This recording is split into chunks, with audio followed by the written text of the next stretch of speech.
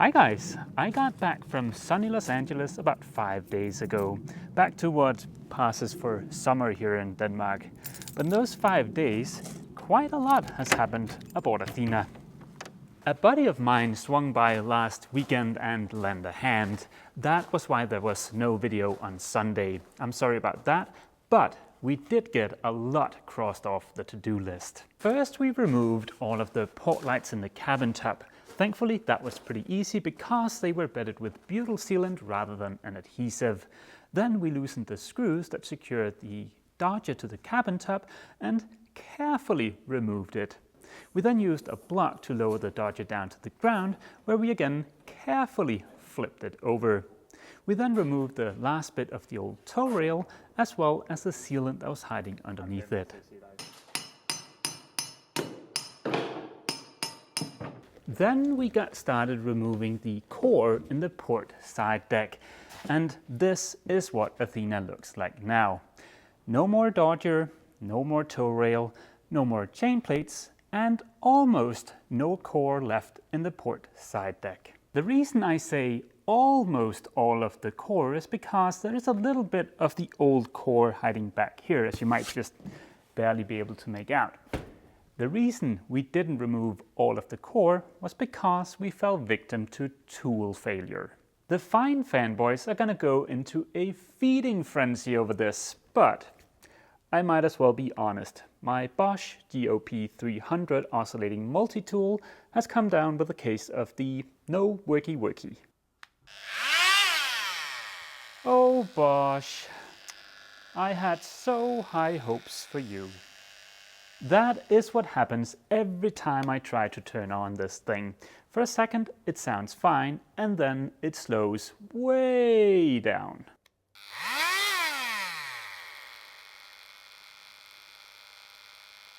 To me, that seems like some kind of controlled failure behavior, but there's absolutely no mention in the manual of what that behavior means.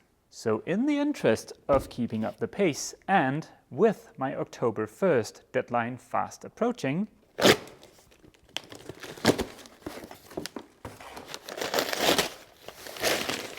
ta-da! A fine Multimaster tub QSL 350. I'll make a separate video comparing these two tools once I've had a chance to use the fine tool for a few weeks.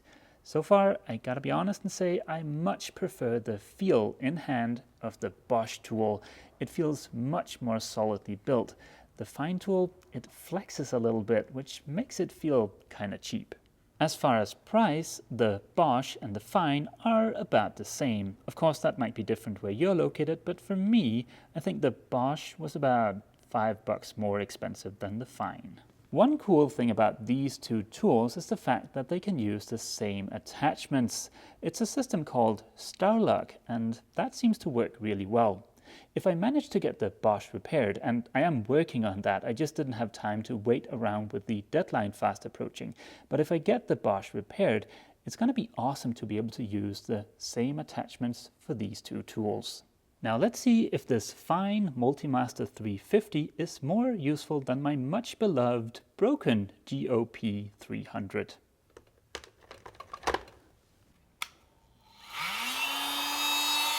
So far, so good. Actually, before I get started removing the last bit of the old core on the port side deck, there's one quick little thing I want to show you. Before we started removing the core in the side deck, we added a bit of support for the cabin tub. I think you'll get why this is here a little later in the video. Now I'm gonna get busy removing that last bit of core.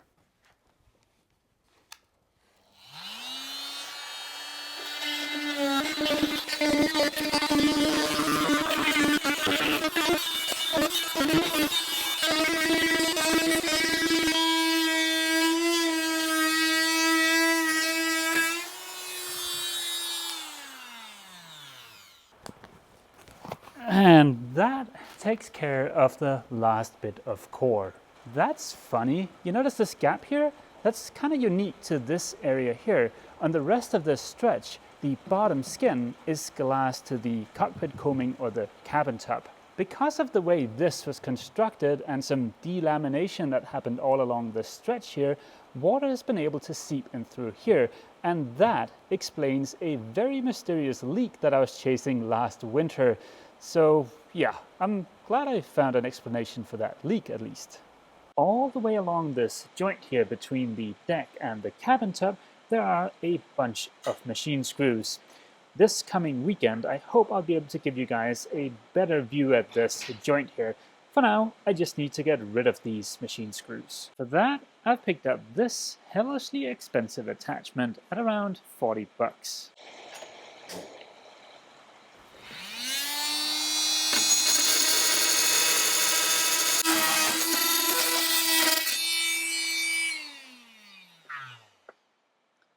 That's one down, about 20 to go.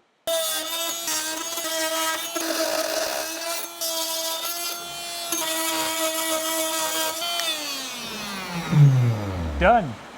Now all that's left for me to do on that side deck is a tiny bit of sanding.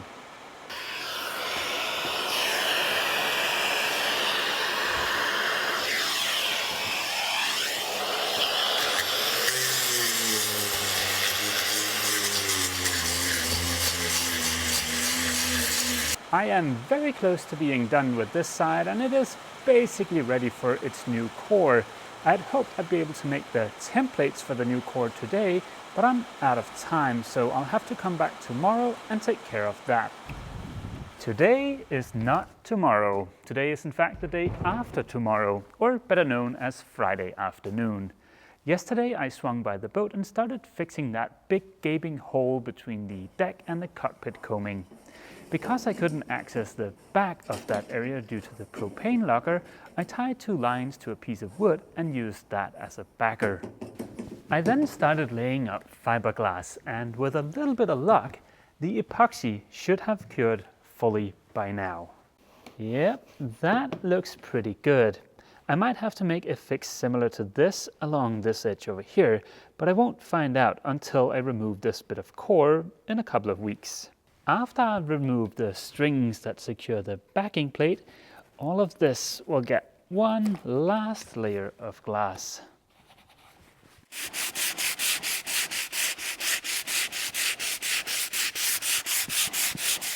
And that takes care of the messy bit of that repair. I'm not going to show you me laying up fiberglass. You guys have seen that a bunch of times, so let's skip that part. Instead, why don't we head down and take a look at some plywood.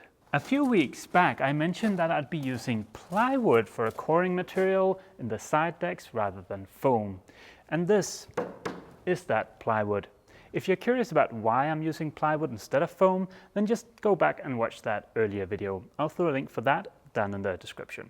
I can't fit full sheets of plywood in my tiny Hyundai, so yesterday I made some templates, and then when I picked up the plywood earlier today, I just ripped the plywood roughly to size. I am very excited about this plywood, or at least as excited as you can be about plywood. This stuff isn't sold as BS 1088 or even marine grade plywood, but it should be perfectly okay to use. I can give you a few examples of why I say that. For one, the glue that's used in this stuff is the exact same VPP glue that's used in BS 1088 plywood. Also, this stuff is made from a species of wood that's commonly used in marine grade plywood.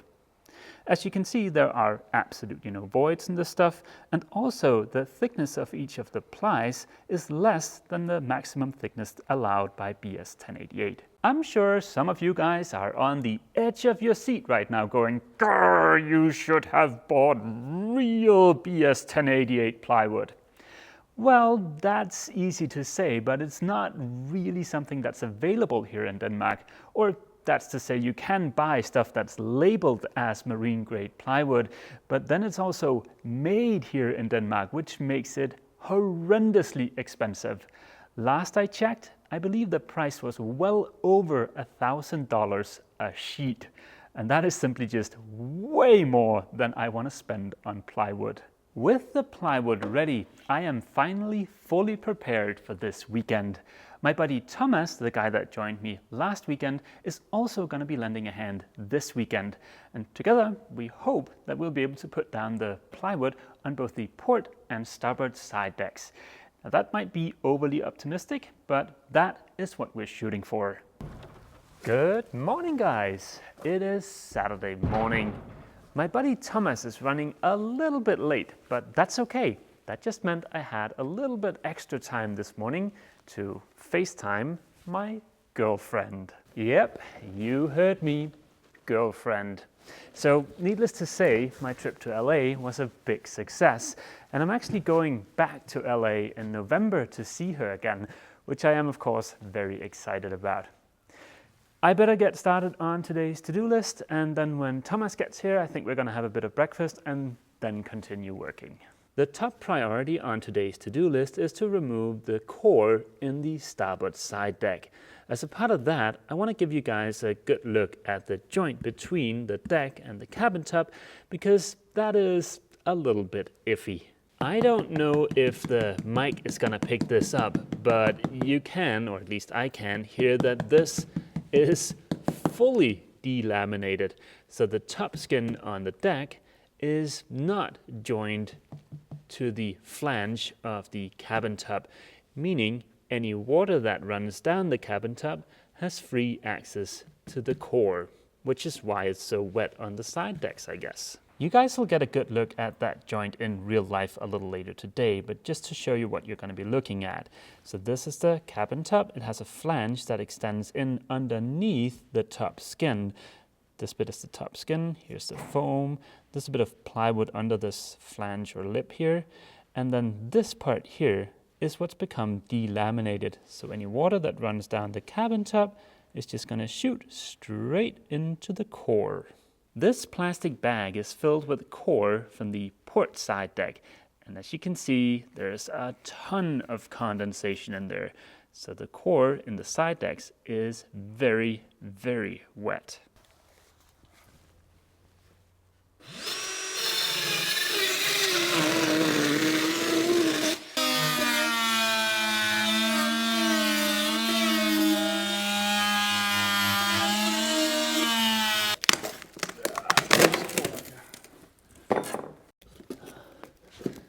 Aha! Aha! Det er et sted, vi kan starte med at skrabe. Yes.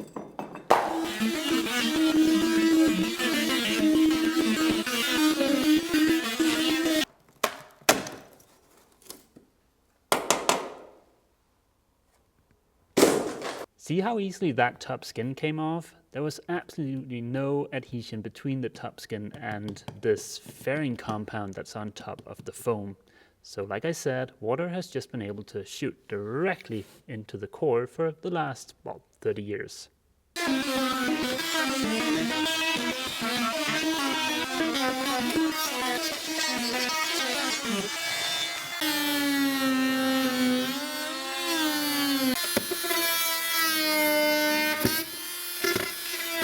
This is what the side deck looks like after about 4 hours of work, well, including breakfast. Most of what's left now is just a bit of sanding, and then there's that annoying lip between the cabin top and the deck, but I think I'll show you that in a little bit closer detail tomorrow.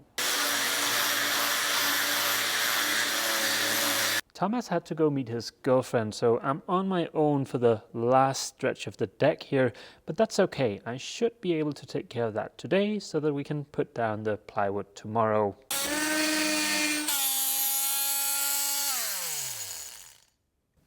Excuse me for a brief second.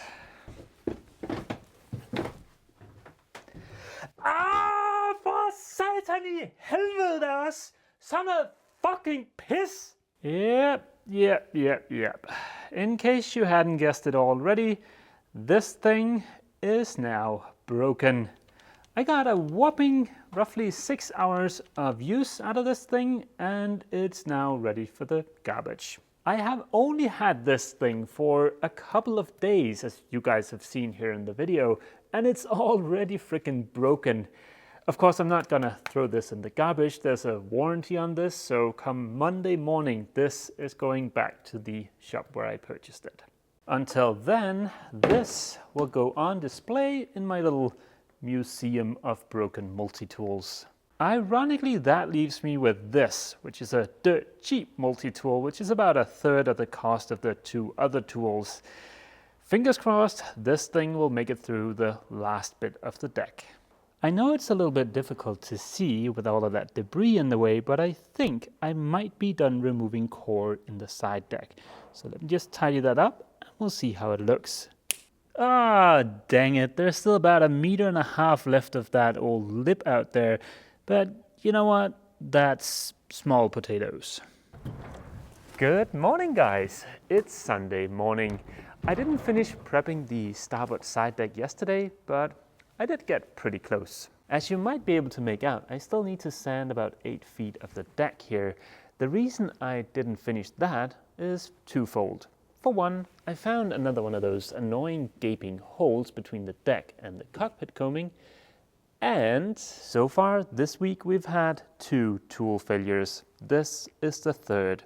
The backing plate for my angle grinder that I use for sanding is starting to look a little bit worse for wear, and the sandpaper just kind of freely rotates on there now, so I'll have to get a new backing plate.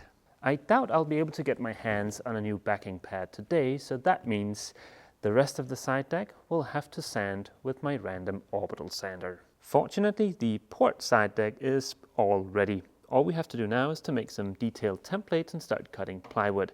But before we do that, there's one little thing I want to show you right there. Do you guys know that annoying feeling when you go to put something together that you've been working on and it doesn't quite fit, so you have to modify it? Well, I think they had to do the same thing when they put the boat together, only they choose to do it in a somewhat odd fashion. This is a bulkhead, down here is the deck, and apparently the bulkhead was a little bit too high for the deck, so they chose to cut a hole in the deck instead of modifying the bulkhead. That is a pretty weird solution. This is a somewhat annoying way to go about doing this because any water that got into the core would then have free access to this bulkhead. Now, fortunately, it doesn't look like it sustained any damage, but still, what a stupid way of going about doing this. It's been a few hours, and as you can see, we've gotten the first 2 sections of plywood put down. Now, they're not epoxied in yet, they're just held in place loosely by some machine screws. I want to show you the template for this last little bit of this side deck. Even though this is a much smaller piece, the process is still the same. Just put down some paper to use as a template, and we've got this little jig here that marks 9 centimeters from the edge of the hull. Trace that onto the template, cut out the template, and then transfer that to some plywood. Now let's see if this fits. Yep, that is close enough. Well guys, it's time to face facts. I had hoped that we would have the core in place on both of the side decks, but that is not going to happen. I think what we will get done today is to get the plywood cut for the starboard side deck too, but that is about all we'll have time for. I think we might have been able to pull off the original goal of getting the new core adhered to the bottom skin this weekend if it hadn't been for those annoying tool failures, but hey, what are you gonna do? That's just life. We still have a fighting chance of meeting that October 1st deadline, but we certainly cannot afford any more tool failures. Thomas and I still have another 3 or 4 hours of work to do here aboard Athena before we call it a day, but I need to upload this video right now to be able to stick to my usual schedule.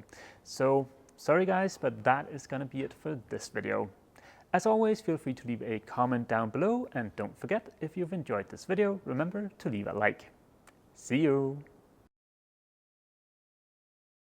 I didn't get that side deck, the blah blah blah blah blah blah blah blah blah blah blah. But let's head up and I'll show you how much I did get done. Good morning. I didn't finish prepping the starboard Finish prepping the starboard side deck. Finish prepping the starboard port. but I did get pretty close.